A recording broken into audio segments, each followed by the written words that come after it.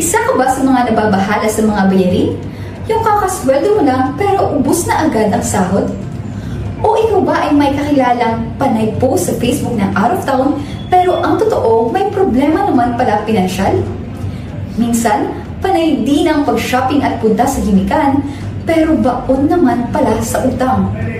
Hashtag feeling blessed pero yun pala, hashtag feeling stressed dahil malaki ang problema pagdating sa pera. Huwag kayong mag-alala dahil kung ikaw ay isa sa mga nabanggit at gustong matutong mag-manage ng pera, ang aklat na pag-uusapan natin ngayon ay para sa iyo.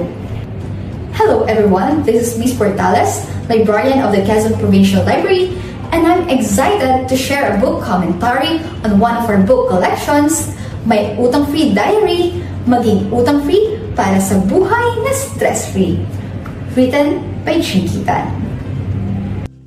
This book is written in a very relatable style.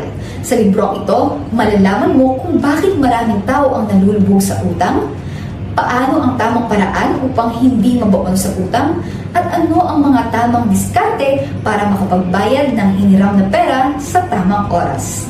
Dahil sa diary na ito, pwede mong maisaayos ang pinansyal mong kalagayan upang ikaw ay maging utang-free at magkaroon ng peace of mind.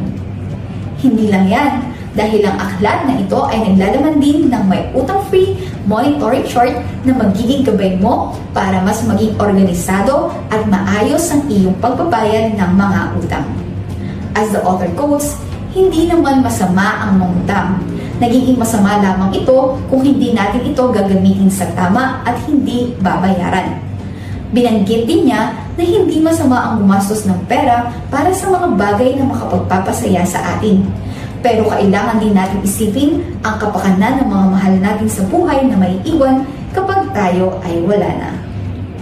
For more literature that will help you manage your finances and become financially literate, our library also offers other insightful books by the same author.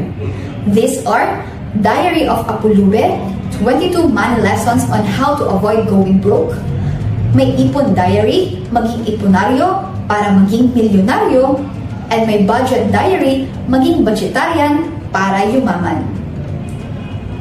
That's all for today. If you enjoyed this commentary and think this book could help someone you know, be sure to share it with them, and don't forget to visit the Quezon Provincial Library to read it yourself. Thank you for watching, and we hope to see you again on the next episode of our book commentary. Once again, I'm Miss Portales, leaving you with this question: handa ka na bang maging certified utang-free?